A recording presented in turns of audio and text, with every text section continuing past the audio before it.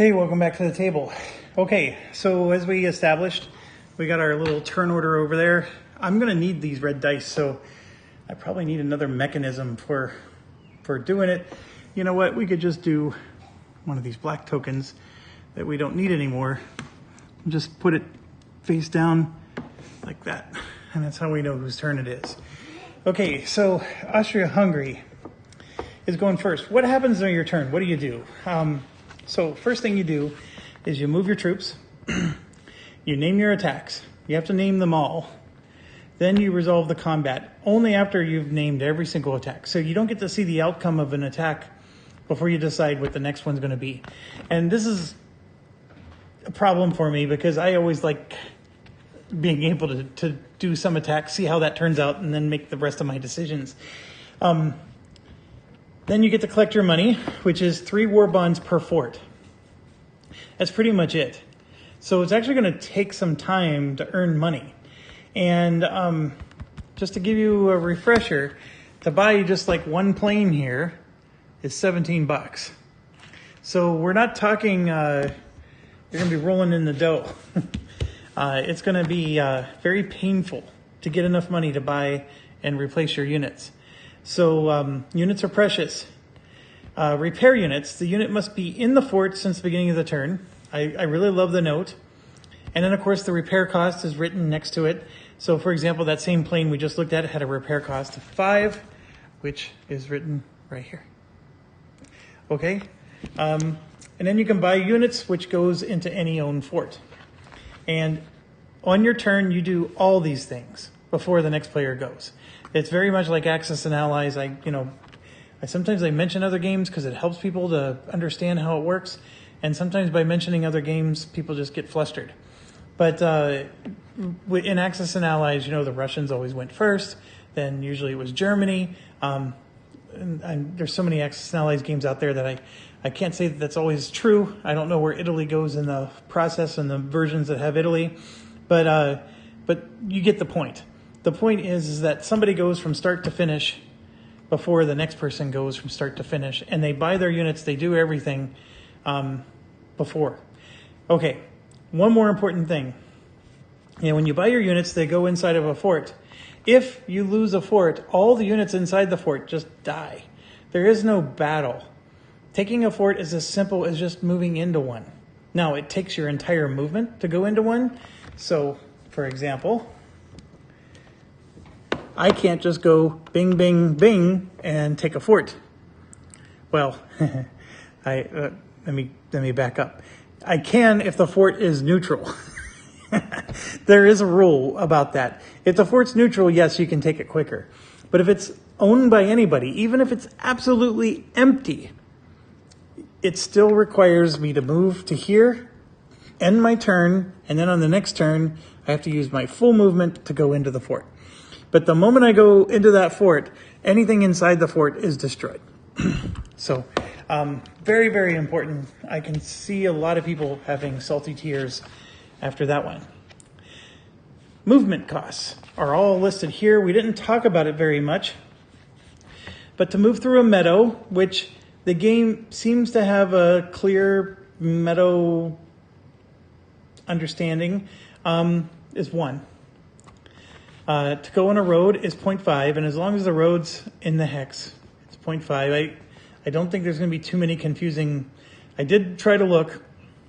There's nothing where, the road is partially in this other hex. It's pretty clear. The forest is 1.5. It takes a full turn to cross a river, but it's foot soldiers only. It takes a full turn to conquer a fort. That's the key point. It only takes a half a point to enter your own fort. And I got to look up the neutral, but I'm pretty sure it's half a turn to take a new fort. Let me look that up before I continue, because I just made some statements, and I want to make sure they're right. My apologies, I was wrong. Neutral forts require a full movement turn. So to conquer a fort, whether it's neutral or owned by anybody else, it's a full turn. So please, if you're halfway through your sentence of correcting me, just delete it. I do correct it. Yes, it takes a full. Okay, there's this last move exception. which all this means is if you're on a road, you can move into a meadow for half a point. And it's to get you off the road because units can't occupy the same space. And I guess the rulebook says something to the order of that the roads create traffic jams because everybody's trying to move along the road and they can't, So for a half a movement point, which is the same cost it takes to move down the road, you can go onto a meadow. Because so moving from a meadow onto a road is just a half point. So it allows you to group up your units because if you're moving down the same road with all your units, you can get to the end and then just go off one. And then they get to the end with the next one, go off one. So basically you got 3 units you can get here instead of having to go bing, bing, bing, and now they're in a traffic jam and you don't have enough movement points to get through all of that. You can go through your own units, but like I said, you have to have a unique landing space at the end. So this last move is just like a road, but you have to be on a road to do that. It doesn't say that here, but that's the way that works. Okay, if you have enemy contact, units with enemy contact, if you move to a hex with enemy contact again, you must end your movement. And this is, if you played Butterfield's Enemy Action Ardennes, it's very similar to that. So here I'm next to a unit. If I move again and I'm next to a unit, my movement immediately ends. Now they do have some really great examples in the rule book. What if I'm next to this unit here, but then I move away from the unit? Like let's say I move this way, but there's another unit down here. If I move away from this unit and I move next to another unit, that still ends my turn because enemy contact is enemy contact. It doesn't matter if it's the same enemy or not. That's an important point. It's just any enemy counts. Now, if I'm next to this enemy and I move away and I'm not next to an enemy, and then I go next to another enemy, I'm okay. Because it's 2 consecutive moves next to an enemy. That ends your movement. Okay. And then when we get into combat, we'll go over this side, which is pretty simple. That's the thing I sort of admire about this game. It's got some pretty simple things. Now, the movement phase, I think, is going to be the most challenging. And then on top of that, we're starting the game with the solitaire. So it's Austria-Hungary's turn, and they're the AI bot.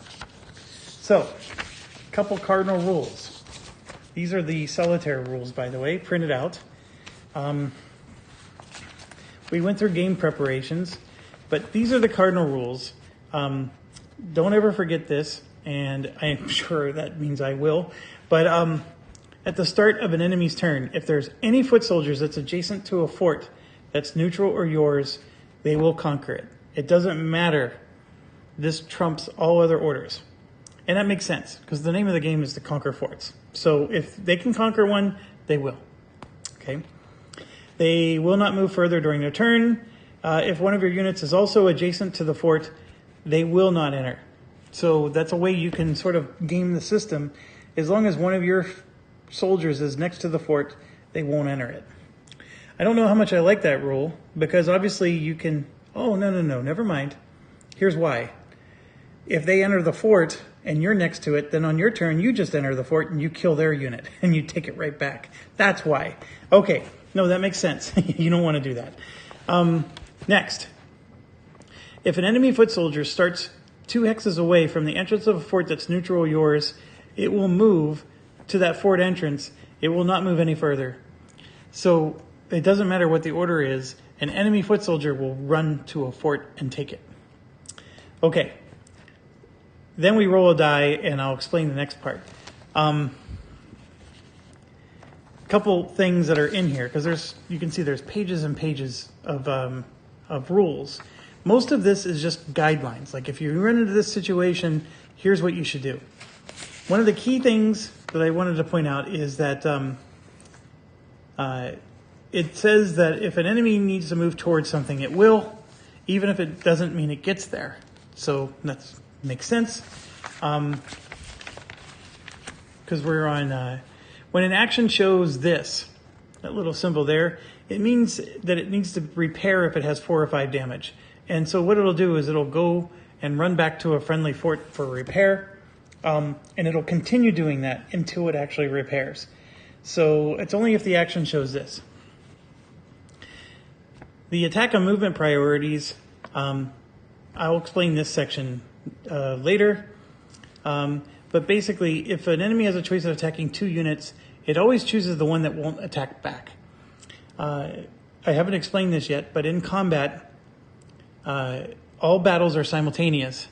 So if I'm attacking infantry, for example, with my infantry, then both sides get to roll dice, both sides apply damage.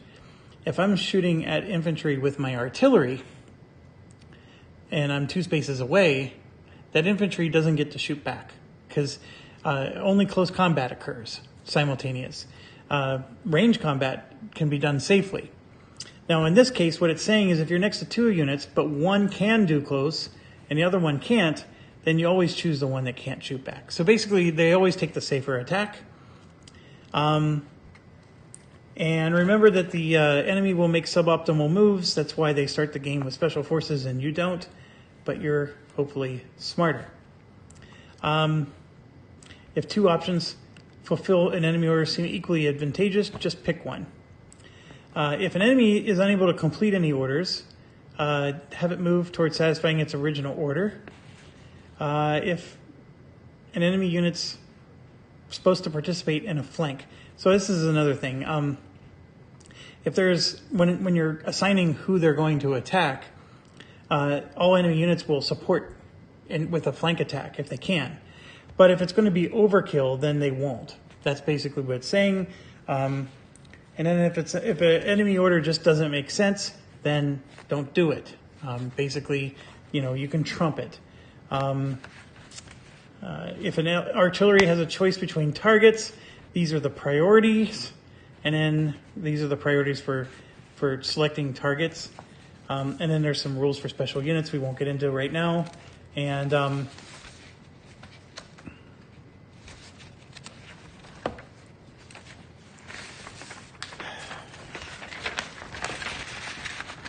I'm making this way more complicated than it needs to be with just being able to move to the next page. So in monetary transactions, in the solo game, the enemy can repair on the same turn it enters a fort. We can't.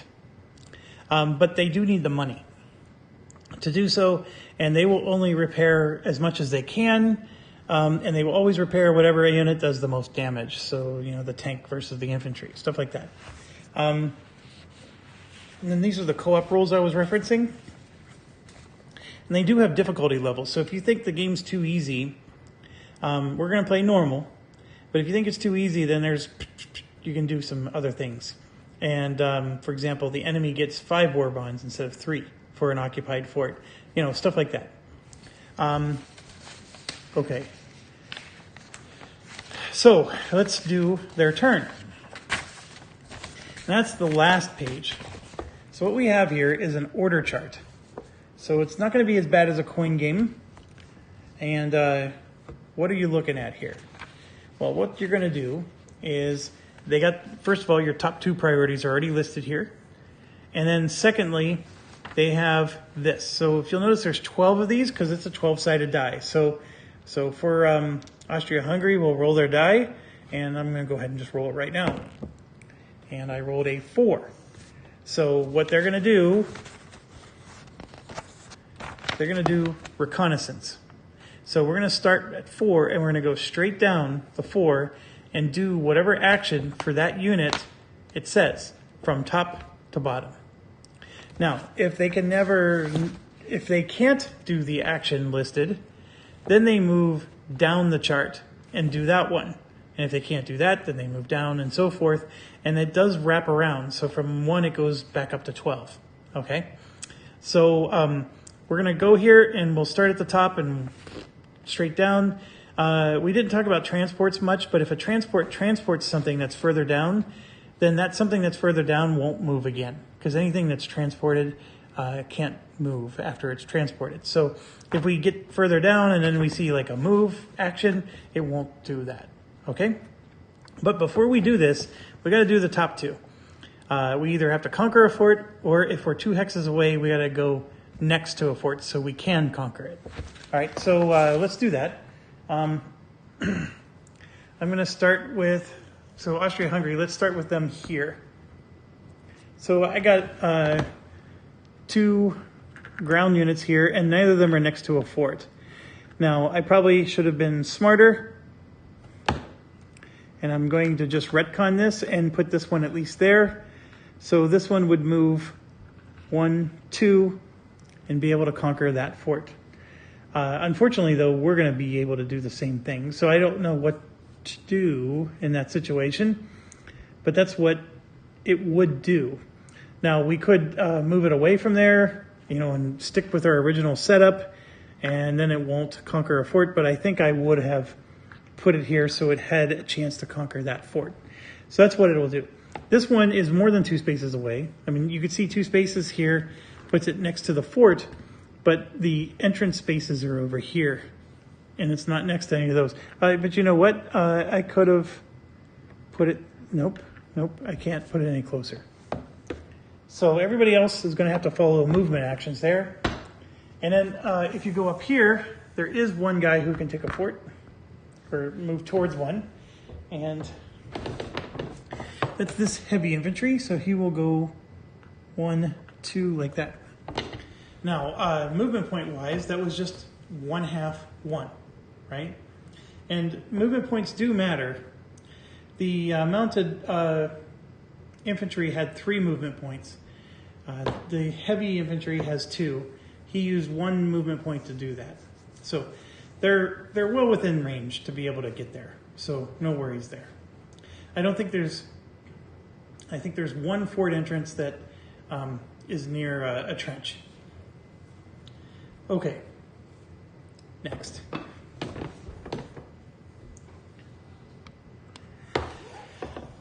Now that that's done,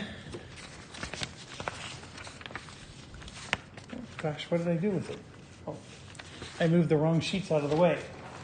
Let's leave this here. Okay, we're going to start with 4 and go down.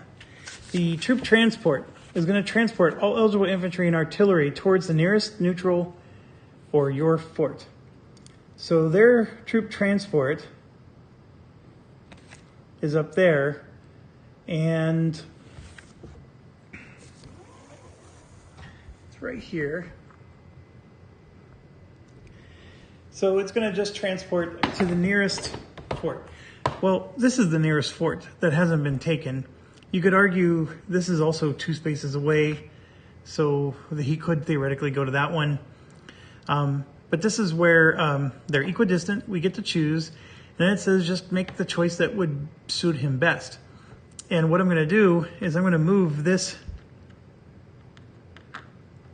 Oh, you know what? That's a guy who can take a fort.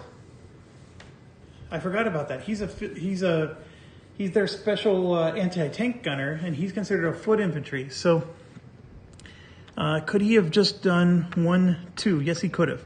So he would have done that as his first movement. So this guy has nobody to transport.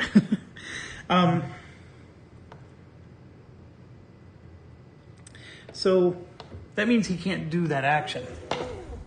So then if you move left, he's doing move towards the second nearest cluster of transportable units. Well, now we're talking. So I would move it there. Actually, that would be the nearest. So what's the second nearest? That would be this group over here.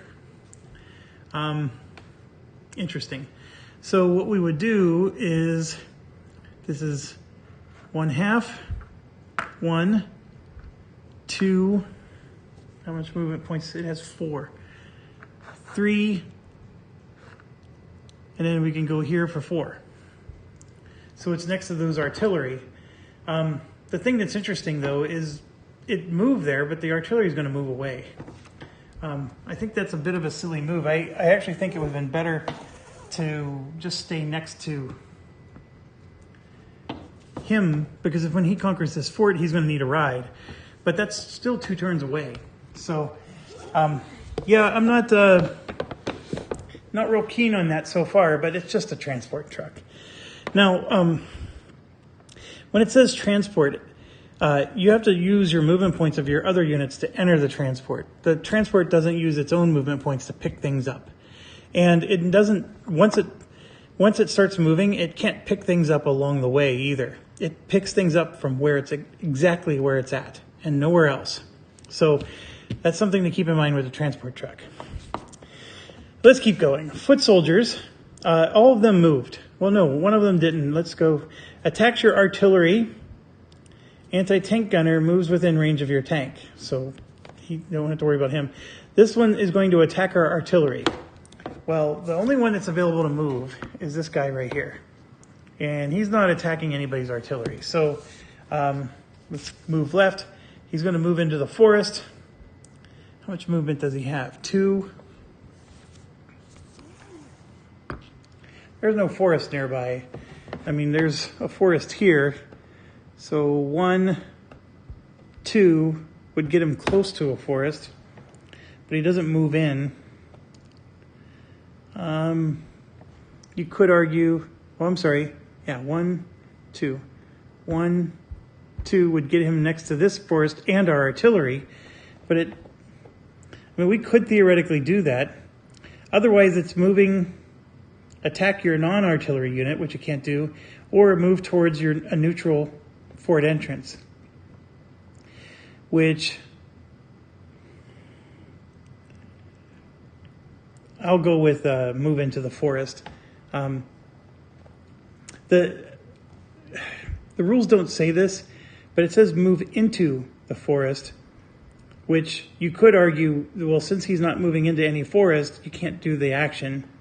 The rules do specify that if it says towards, that you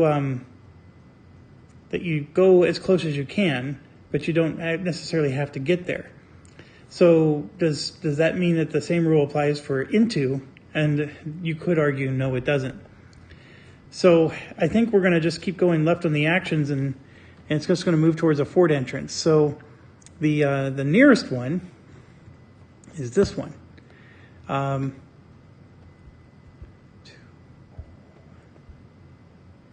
2. They're both actually equidistant. So my vote is, let's move him, since Germany has this covered, and the AI is not going to know this, we're going to choose to have him move this way, just so he can support the other unit. That's what I would vote. They're both equidistant. We get to choose, and I'm choosing that that's better for him. Okay, moving next. Artillery. Move within range and attack your truck. Now we have 2 trucks, so we got to be careful, but the one truck is way the bloody up there. The other truck is right here in the forest. So to move within range to attack the truck,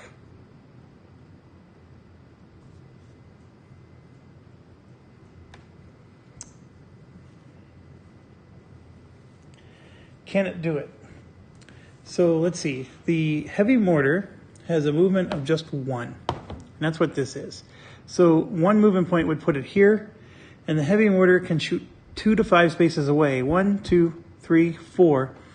It absolutely can do it. So here it is, and he is going to attack this truck. Now, this is where the other units have to help if they can. But the thing that I think frustrates me with this game is I got to remember that this unit's attacking that truck. I have to resolve all the other movement points for all the other units, and then still remember that this little piece of information is true.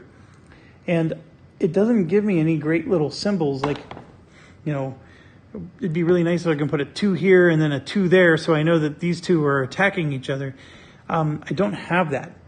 So, I mean, the least I can do is that, and maybe get some of those clear ones and use that. Obviously, if you got humans playing, it's not so bad because you don't decide who's attacking what until after you finish all your movement. It's just that here, yeah, it's a bigger deal. Okay, so let's move on to the rest of the artillery. we have, what are the special units? Are they considered artillery? It's called a poison gas launcher. So would we call that an artillery, or what would we call it? I would say, yeah, we do. Okay. So when we're talking about these units way up here, the nearest truck is actually this one over here.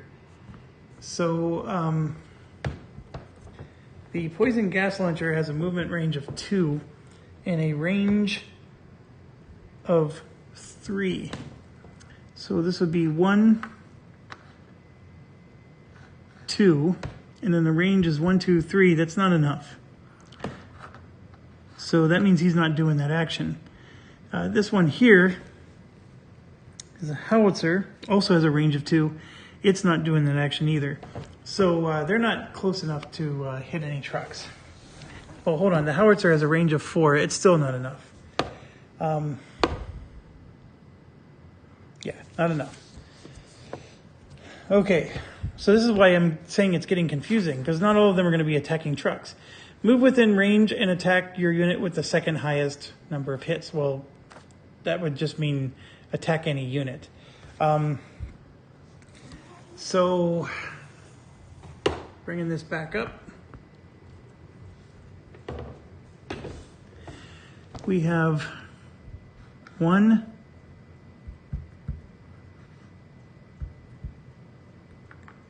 2, and it can hit this unit right here. Actually, it can't hit air units. Never mind. Back up. Okay, this guy has an area of effect attack. So I was thinking, well, we're going to hit the one in the middle so we could hit all 3. But that's pointless because this one's flying. He's up here technically. So poison gas launcher doesn't affect the plane. Now this one has a movement of 2 as well, and this would be 1, but he has a range of 4. So basically they're attacking this tank unit, both of them. So I'm going to put those there, and then one here for the tank. Just to try to remind myself of what's going on. And maybe we could just resolve the attacks. I don't know. The problem is you need to know about flanking and all that stuff before you can resolve it. Okay. Tank and armored car. They are going to attack your tank or armored car. So let's make sure their tank has a movement of 3. Boy, these are really mobile tanks. I don't remember World War I tanks being so mobile. He has a movement of 3, and he can attack our tank or mobile car. Well, the French tank or mobile car is way over here. The German one, or I'm sorry, the British one is there. We're way over here. And just can't do it. Because the range on that should be a 1, right? Oh, no. No, it's just a 1, yeah. So he can't get there. And they only have 1 tank. So, but they also have an armored car. Where's their armored car? Oh, same place. Yeah. Armored car, though, moves 4 spaces. Oh, that could be interesting. So 1, 2, no. Still not enough. Okay. Repairs or attacks your truck. Now that might be possible. Let's check that out. The truck is right here. So this moves 3 spaces. So this would be half 1, 2, 3. And it would be forced to stop because it has enemy contact here and here. But it doesn't care because that's exactly what it wants to do. So it would be attacking the truck. And the armored car has a movement of 4.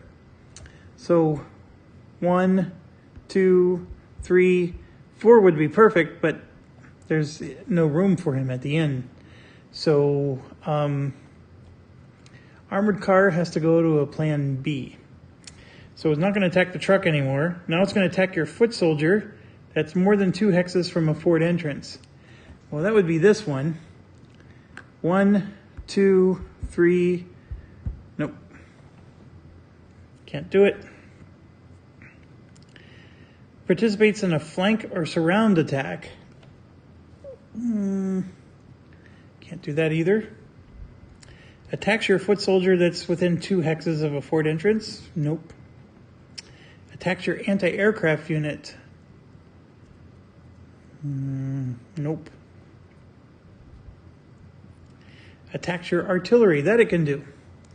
So here it's got 1, 2, 3, and then 4, and attack that artillery unit. That it can do. Okay, next up. I mean, this isn't too bad. I mean, we're going a little slow through it, but it's not the worst. The fighter aircraft is going to attack our truck. Boy, they're just really got a thing for our truck, don't they? The fighter aircraft is, how many spaces does that go? Oh my gosh, they go 10 spaces. Yeah, they can do it.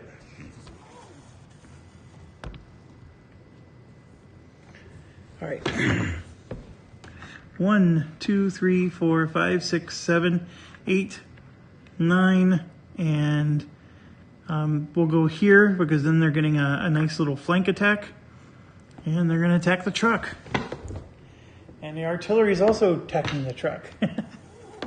Boy, I mean, how do you know when it's overkill? I wouldn't say that that's overkill per se. I mean, you got to do 6 hits on this thing. Although a truck I can't imagine has that much defense, but still. Okay, and then lastly, the anti-aircraft unit moves towards being within 3 hexes of your aircraft, because I'm sure it probably just shoots 3 spaces away. I'm checking right now. Yep, it does. And it has a movement of 4. So it's going to go for an aircraft. And I do have one. Well, actually, I have several close. I have that aircraft there, and I have that one there. So they're going to go after the French one. That's the closer one. And he would go 1, 2, and he doesn't even need to. He can go here, and that's 1, 2, 3 spaces away to attack that airplane. Okay. So it does say enemy attacking priorities among eligible targets. So some things like, for example, this artillery here has many eligible targets, but it specifically says attack the truck. So I don't think we need to do like prioritizations. Everybody has a specific target that they targeted, and we're going to go ahead and resolve that now. So I want to look up artillery, because with the flanking bonus, does the artillery get a flanking bonus? Or is it just close combat that gets flanking bonus? And do planes count towards flanking bonus? That's the kind of stuff I need to look up because it's a little more complicated. But yeah, then we can get started and resolve these. Okay, that was an easy answer. They only attack, the flanking and stuff only occurs if it's close combat. So airplanes and artillery are not considered close combat. So that's an easy answer. Gosh, there was one other thing I read that I thought was interesting, and I lost it already. I'm sorry. It was a generic rule. It wasn't necessarily related to this close combat thing. It was just as I was flipping through the rule book, I saw something else. I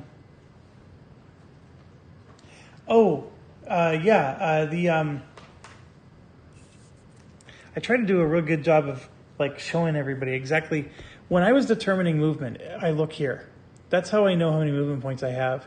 This is how I know what the range is. So whenever you were seeing me say, hey, this guy has 2 movement points, I look right here. There's a little running man and a 2 next to it.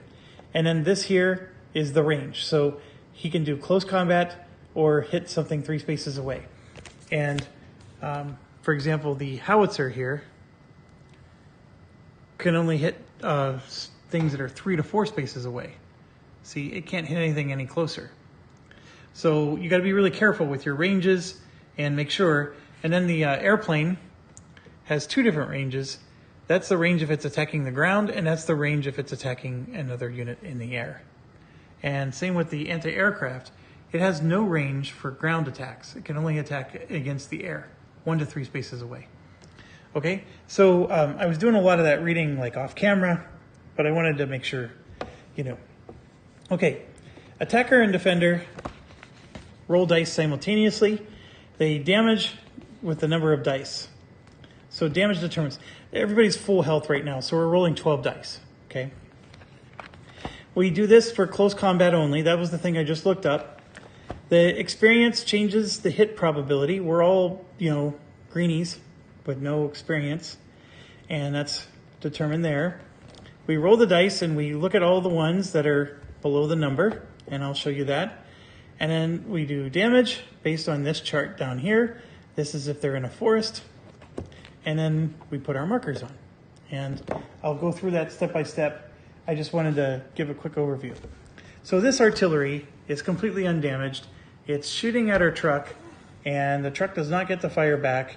And it gets 12 dice. So how many dice do we even have? 1, 2, 3, 4, 5, 6, 7, 8, 9, 10, 11, 12. So we have exactly 12 if you include all the dice. So the big trick is not to have a little straggler that you forget about, so you don't have to keep counting them. And that's it. We're not rolling anything else. So that artillery is going to roll all 12 of these dice. So maybe this is overkill, and that's the whole point. But we're rolling these dice against the transport truck. They all have the same stats, so we're just going to look at the Austria-Hungary one here. And he doesn't...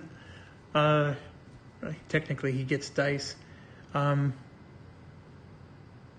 He gets no dice at all, no matter who's attacking him. But he does have a little defense chart here. But that's interesting. So no dice for him, even in the close combat situation. But here we go, 12. And, oh, I forgot to look. This is the heavy mortar, and it hits with a 3 or less. Again, how do I know? I'm looking at that number right there. I know this isn't the heavy mortar, but that's the one I'm looking at off the camera. So 3 or less, because it has 0 experience. As it gains experience, it becomes a 5 or a 7 for this particular unit. For the heavy, actually the heavy mortars, same exact numbers, 5, 7. So here we go. 3 or less. Holy cow, this is actually a lot of work. So I see 2. And I'm just scraping away anything that's not 3 or less. 3 hits. Now, that's not 3 damage, it's 3 hits. So then we look at the chart for trucks. And you can see right there that 3 hits translates to 2 damage. So the truck takes 2 damage. I think we're losing our truck.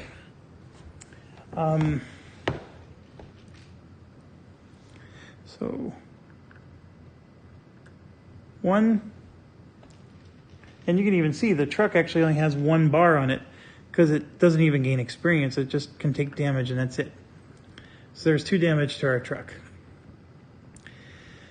So next thing we do is, for example, we had to declare all of our targets ahead of time. So, I mean, you could have argued that, hey, that truck is as good as dead, so this plane could have attacked something else. But we don't know that. We just rolled 12 dice and really didn't hit, but I think their tank is going to do a lot of hits. But let's go ahead and do the plane now.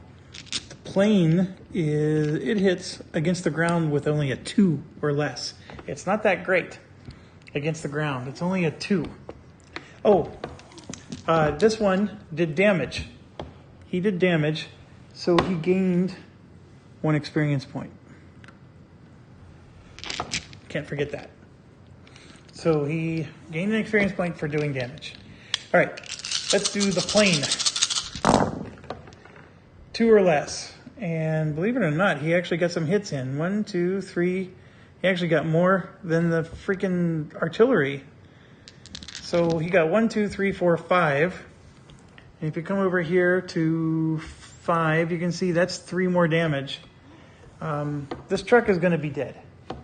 I'm not even going to bother putting more damage on it. It's up to 5 out of 6 damage. But the plane gets an experience point. That's the big reason why we attack with the plane next. The plane wouldn't get to attack at all if the tank would have killed it. So now the tank goes. And again, they get to roll 12. But here's the reason why I made the tank go last. He hits with a 6 or less. And the truck just needs 1 damage, which is done by 1 hit. So, yeah, that happened. Okay, so our truck gets destroyed. I don't know what they had against our truck, for God's sakes. But yes, the truck is as good as gone. France never has a truck offended people more. Okay, but the big thing is that the tank gets 2 experience. 1 for, when you destroy a unit, you get 2 experience instead of just 1. So this actually works out because the tank is the most powerful unit, of course, and you want that to be leveled up. So, I mean, that's exactly how I would have played it if I'm, managing this myself. And I think that was a very good turn for an AI turn. I mean, trucks are pointless, but my gosh, what a great way to get some experience points is to take out the other person's truck. It's a neat idea. I never would have considered it. Okay, but let's keep going now. So we got the 2 artillery there that are attacking this tank, and then we have that anti-aircraft attacking this plane. And I believe that sums it up for Austria-Hungary. So not too bad. Let's go ahead and do the anti-aircraft attacking the plane. So we look over here at the anti-aircraft first, and you can see it's hitting with a 4 or less. Obviously it's rolling 12 dice.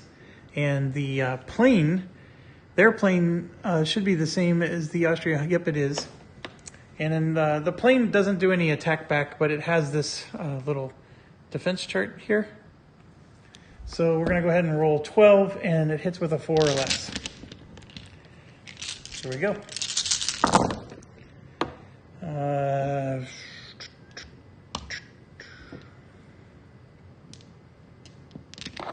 To be careful not to hit them.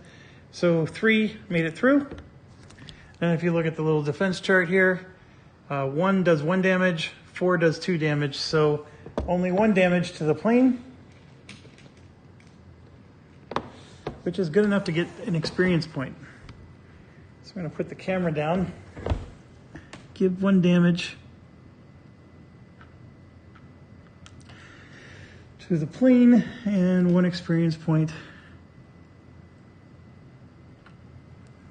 Oh, I may not have mentioned, you need to control 9 forts to win in a full game like this. So however many turns that takes, could be a lot. I think, like the game book says, players usually just resign, and I think that's going to be pretty evident. I mean, if you don't control forts, you're not getting any money, and eventually you're just not going to have the will to fight. But there you go. So that's done, and now we got these 2 artillery attacks. This first one is going to be the poison one, so we can look at this one closely. 3 to hit, rolling all 12. There's no counter attack, and we're attacking a tank, which it's on a bridge, but that doesn't seem to make a difference. But it needs 2 hits just to take 1 damage. So, tank's got some pretty good armor. Poison gas launcher. Here we go. Those are out. So we actually got 1, 2, 3, 4. And if you look at the tank chart, it takes 5 to get 2 damage. So, but it is 1 damage. Actually, I'm sorry, this is a special tank. This isn't the normal tank for France. So let me look up the special tank. Oh, that one needs 6. Jesus. This is called the Renault FT17. So it still takes 1 damage, but it would have needed 6 to take 2 damage. So this is actually a tough tank, a tough guy tank.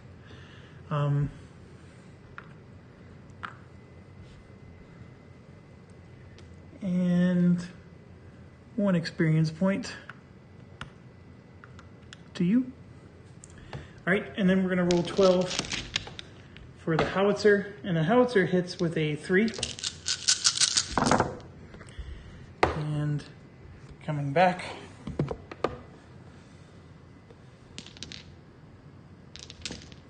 Only 1 made it through. That's not even enough to damage it, so the Howitzer doesn't even get experience points. You gotta actually do damage to get an experience point. So I'm verifying that real quick, but I'm pretty sure I read that correctly.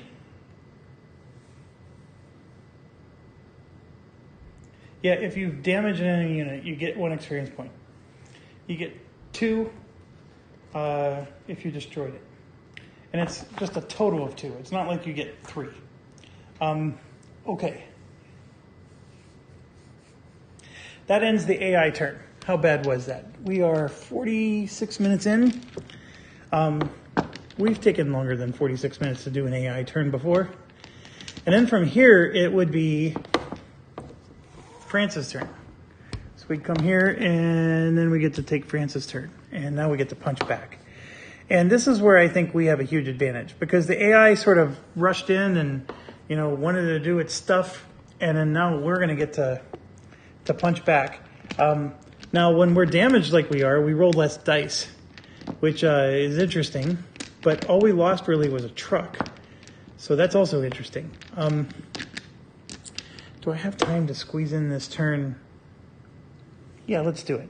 And that's probably going to be it for this evening.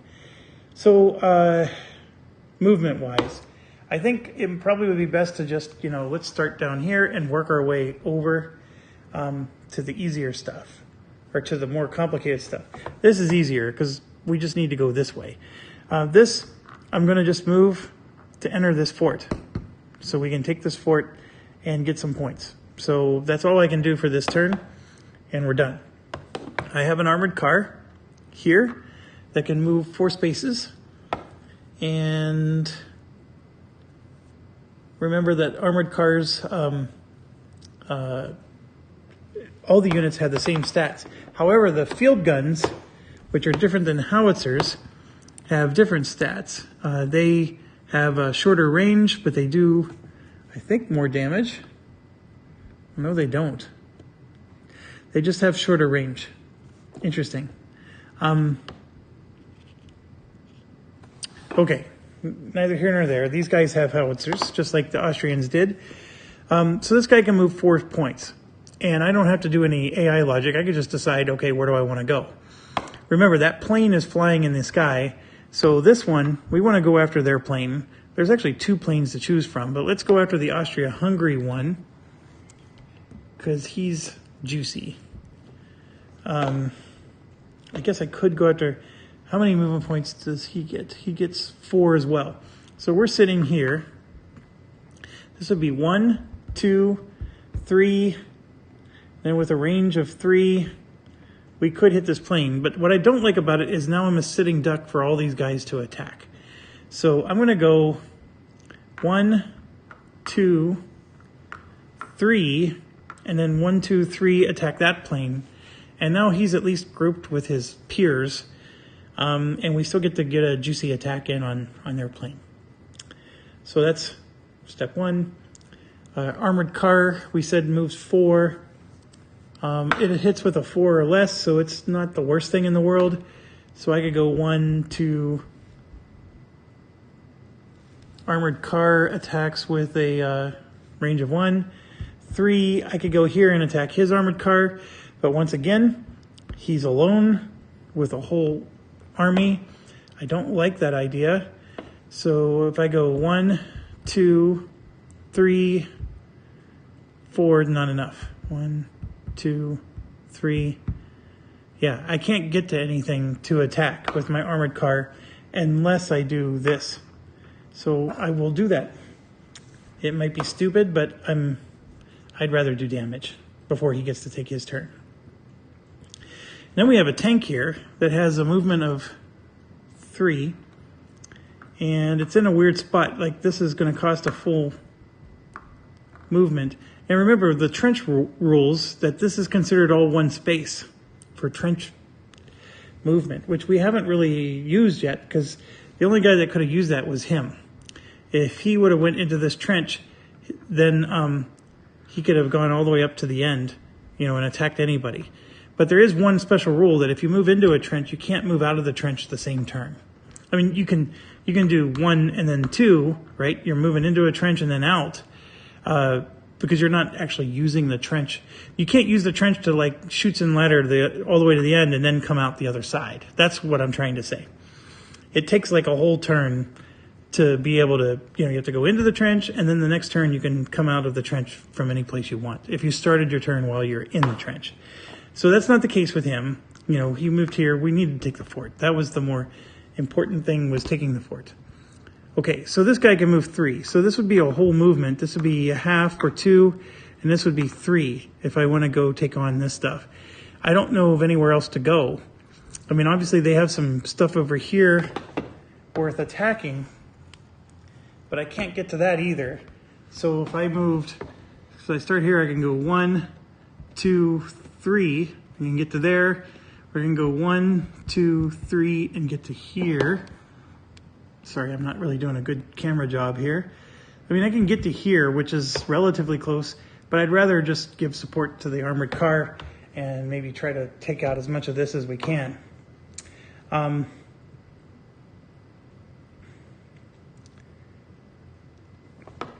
Then I have these guys.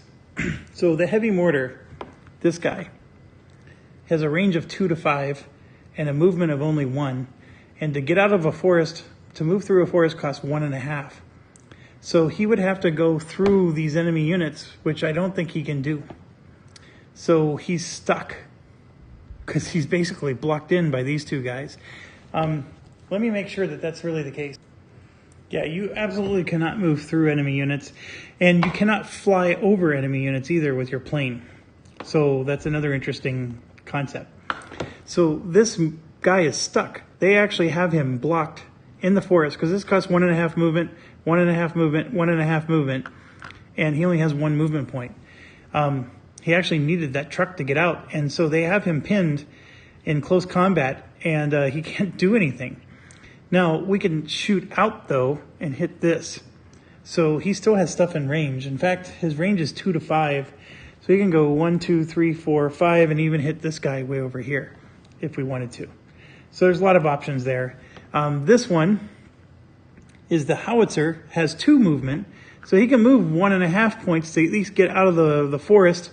If I would have put this guy in the middle, he would have been screwed. He can't move anywhere. So it was an interesting choice. I didn't do that by design. But he gets to shoot 3 to 4 spaces away. So 1, 2, 3, 4. 1, 2, 3, 4. I can hit this one. 1, 2, 3, 4. I can hit that one. So I have a lot of choices with him. I don't have to move him at all. But these guys, if I just move him 1 space this way, he can now shoot both of these guys. Or, one of them.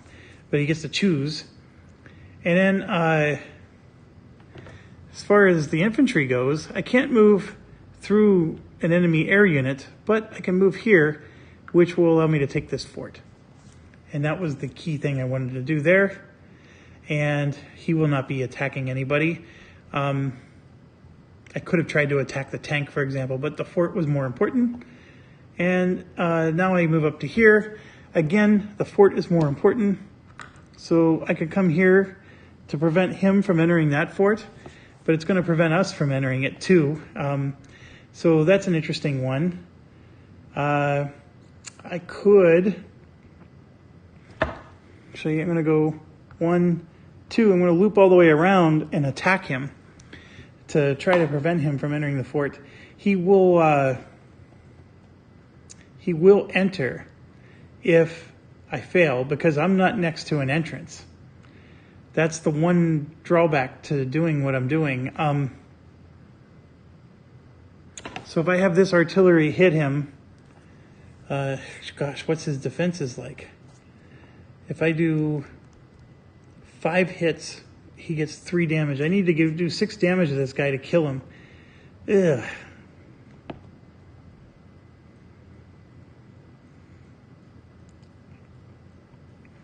Yeah, I don't like it. I really don't. I can have my plane help, though. That's the one thing I didn't think of. Yeah, because I need to get my plane away from there. So sure, this plane will go 1, 2, 3, and then we'll have him go here. So the plane will attack that guy too. We'll have everybody join in for the fun and try to finish him off so he can't take that fort. And then we have this tank, which is actually one of their best units. And we're going to go ahead and... Should I try to take that out? Of course, is the answer. But can I try to take out maybe his poison gun, which would be even better? So what's his movement? His movement is 4. Well, he's got excellent movement. So you could argue that the bridge goes here. So this would have been 1. This is 1.5. And then that's 2. And now I can attack any of these guys. And then this one, I'm in his range, or I'm out of his range. So yeah, I'm going to attack their poison guy. I don't really care for him much. It'd be nice to get it out of the system. The anti-aircraft one I would like to attack as well, but I think the priority would be the artillery.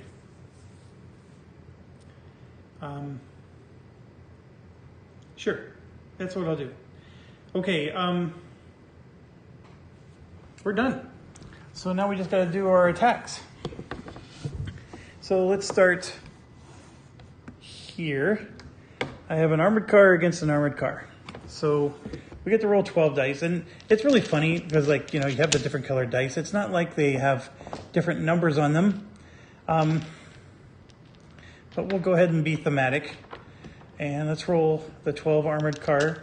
Well, hold on, it's close combat. So we have 12 armored car dice, but their armored car gets to attack back. So that's actually why we have to be thematic. We're actually going to roll 24 dice. And they both hit with the same numbers. Doesn't matter which one's which. They both hit with a 4 or less.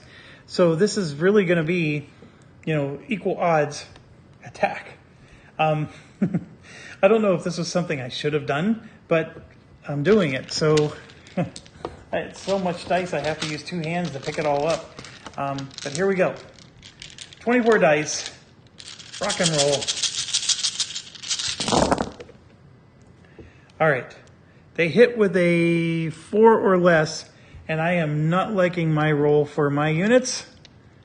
And I got 1 single hit. Now, I think I'm getting just as lucky, though. They got 1 single hit. So 1 to 1. And then if we look at the armored car, a 1 is 1 damage. So 1 damage is done. I'm not going to pause because I know exactly where to go. Experience. If a unit has damaged an enemy unit, it receives 1 experience point. So it doesn't matter who's who. Okay, so they get experience points too. So 1 damage for them. And 1 experience for them. And then 1 damage for us. And 1 experience for us. Like so. Unfortunately, that's all I could do against that mess of German units. Everything else is focusing over here. I'm going to focus on that plane of theirs with this, so we get to roll 12 dice, and they don't get to roll anything. Anti-aircraft hits with a 4. Now, I keep looking over at the chart. You can always pick up the unit when it has no experience on it, and you can see right there, there's a number 4. That's what it hits with. So you can always just look at the unit itself to see what the attack number is. And I did a little better than the last roll. So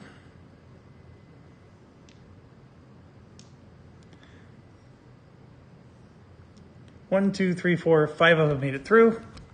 If I look at the plane, 4 of them leads to 2 damage. So we did 2 damage to their plane. I will take that. That's a good deal.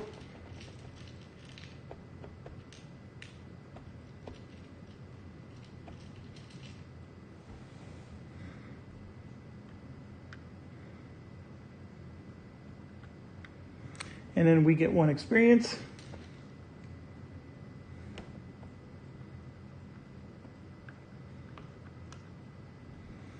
Okay. This one needs to attack one of those. I didn't declare. I should have. I'm going to go after their heavy tank. And then this one is helping. Those 3 are helping against this guy. So, and then I have a tank up there. So this one's going to go after the heavy tank. No defense. But the heavy tanks are going to be harder to hit. But my logic is if I can at least do 1 damage, then he rolls less dice. So that's what you want to do. You want to make it so they're not rolling as many dice. And what does the Howitzer hit with? It hits with a 3 or less. So there's 1, there's 2. So I think I'm at least going to get something. And everything else was a nothing burger. So looking at the tank values, 2 was just enough to do 1 damage to their tank. Oops.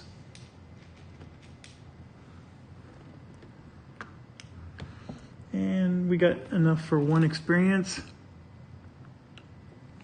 And then now we're going to go ahead and do this over here. I'm going to start with the plane, because I think the plane's going to do the least amount of damage. The plane hits with a 2 or less. So we're going up against their mounted unit, and just 1 hit will damage a mounted unit. So I thankfully got 1 hit.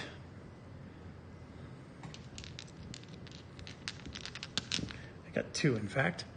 And the mounted unit has a chart.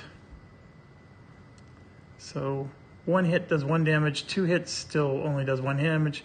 I would have needed 3 hits to do 2. Now these green numbers up here are only if they're in a forest. So we do have advantage for being in the forest when they do attack us. So we do 1 damage to the mounted unit. I figured as much. The plane's not very hot. Being new technology and all, I think it's better for recon purposes. Oh, I got to re-roll. My plane had 1 damage on it. So that's where this comes in. You only get to roll 11 dice.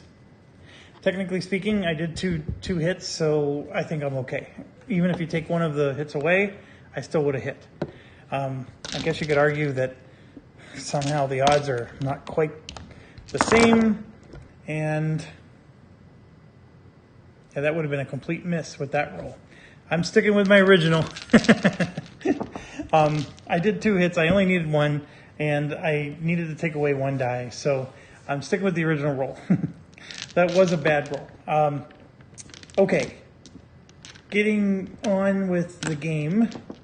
We haven't had a lot of close combats with flank attacks or anything yet, but we're still not going to, actually.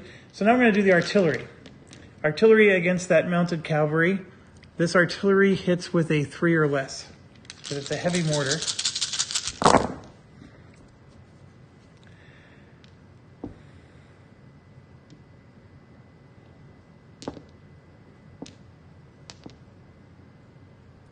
I got 4 hits in.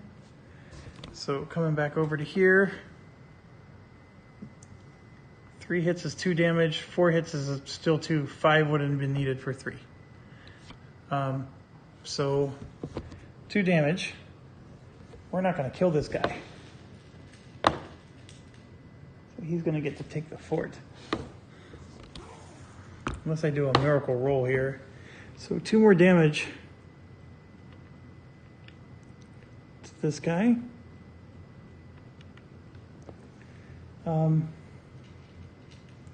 We do get 1 experience. And then now my cavalry unit will attack. And this is a close combat, and that's why we attacked last with him. Because the number of dice they get is reduced because of how much damage they took. So we're going to get all 12. Okay. And we hit with a 2 or less. Yes, it's awful. Now he's going to get, the cavalry unit has 3 damage on him. So he's going to get 8 dice. So 2, 4, 6, 8, or as my son would do, he would just take away 4, and either way it works. That's the beauty of math.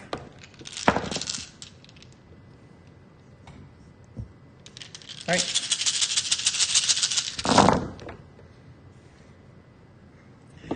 Only 2s hit. So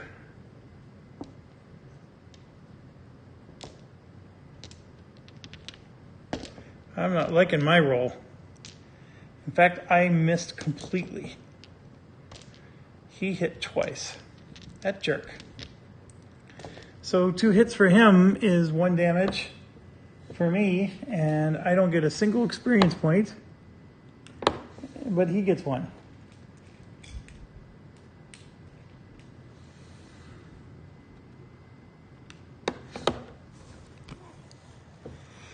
All right, so that's the end of France's turn.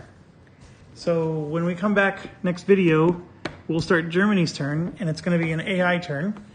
And Germany is here and here. And yeah, we'll be rolling a die to see what their commands are. Germany is very far away from the action over here, very close to the action there. And yeah, we'll see what they end up doing. I think the one thing I like about this game is as units die off, you got less and less stuff you have to manage. So the most work is actually in the beginning of the game. What do I think so far? It's in the middle. I mean, I think that's the best way I could put it. Like, I'm not feeling like I bought the most fantastic game. I think if I had human opponents, this is actually a pretty neat game. Somebody had already commented in the comment section of the original introduction video that since it's not historical, they're not going to buy it. That's the whole reason I mentioned that, because I don't want to sell you a game. I don't make any money for selling this game, by the way, but like I don't want to convince you that this is the game for you when it's not, because it's clearly not. If you're into historical games. I think the map's very well designed. I still think it's wonky with all the random startup points, but it's sort of working out okay. I mean, with the chaos of all the units moving around, I don't know. I mean, really, would I have artillery on the front lines like this and my tanks in the back? I guess that really did happen. I don't know. It is a very chaotic war in general. I distinctly remember it was more about being in trenches than about forts, but I guess there were forts, but they were surrounded by trenches. But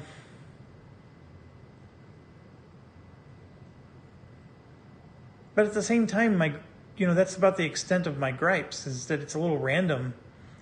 There's a lot of dice chucking. I think that's going to exhaust me a bit.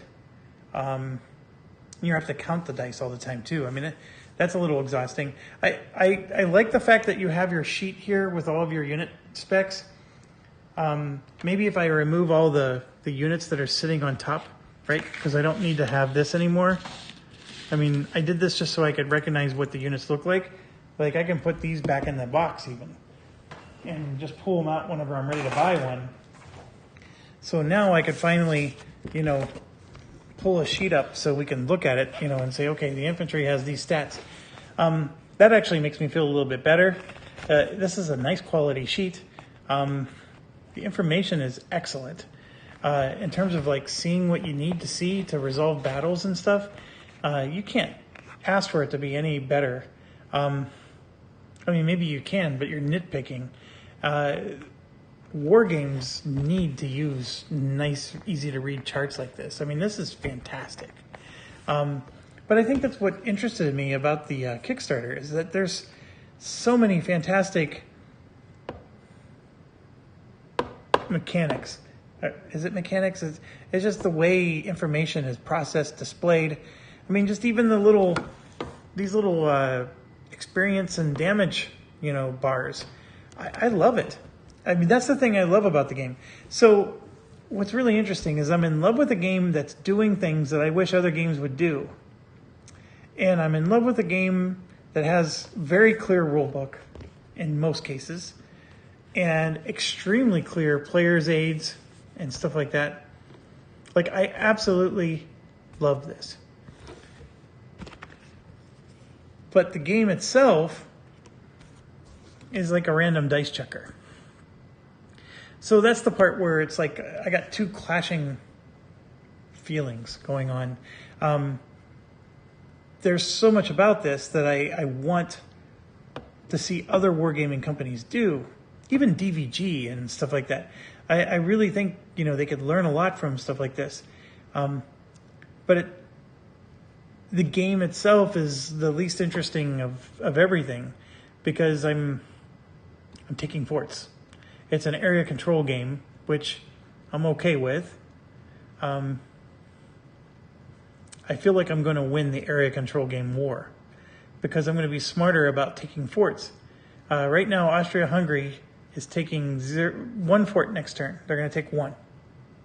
I'm sorry, they're going to take 2. Oh no, they're going to take 3. Yeah. And we are only taking 2. So yeah, I'm speaking way ahead. I mean, they're actually going to take more forts than me. And Germany's going to take 1, 2.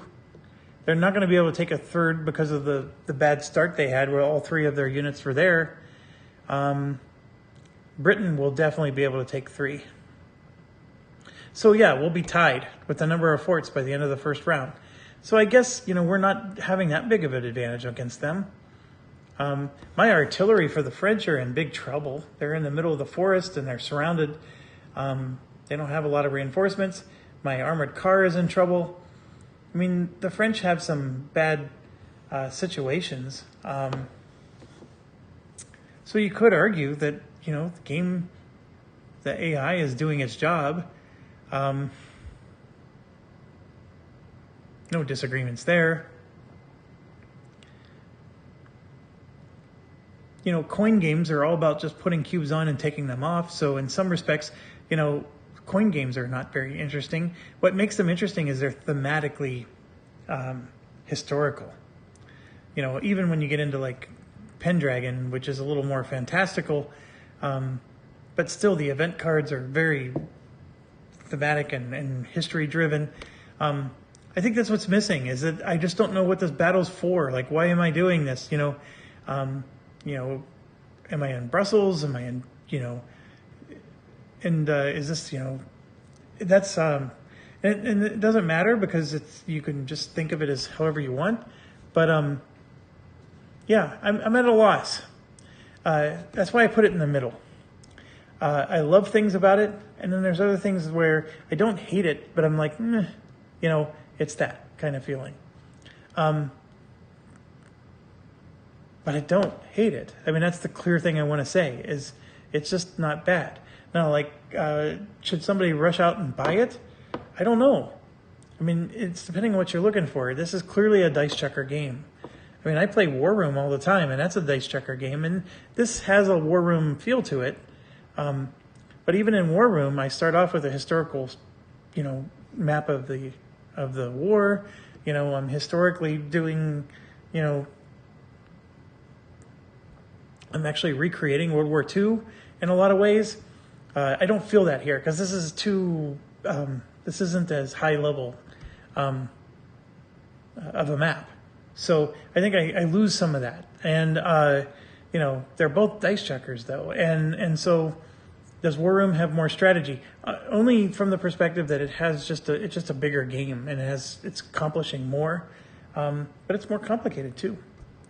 So this, Yeah, it's in the middle. The more I think about it, that's the more I land and there's the things I love, and then there's the things that I don't hate.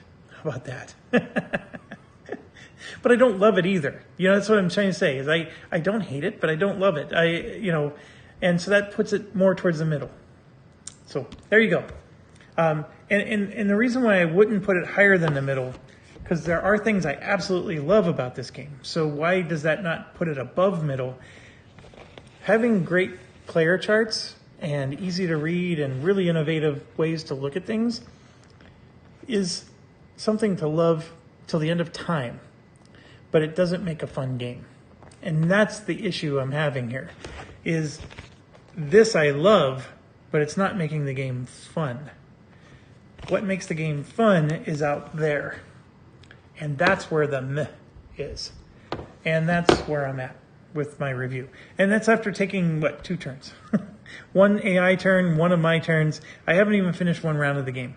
So, take all of that with a grain of salt. But that's just where my mind is. And I definitely don't have buyer's remorse or anything with it. This can easily hit my table way more than Enemy Action Ardennes will. Because it's, some of those games are too complex. I can very easily see my sons having a friend over who's not really into board gaming. This could be a really nice dice chucker for them to really get into. I can see them getting into it big time with the miniatures and all that stuff. But that's what this, I think, appeals to, is it's a very appealing game for people who don't take games very seriously. And a lot of you wargamers out there who watch this channel, you do take it seriously. And I think that's why I can't rate it any higher than a medium. All right, enough of that. Thanks for watching. As always, stay healthy and safe.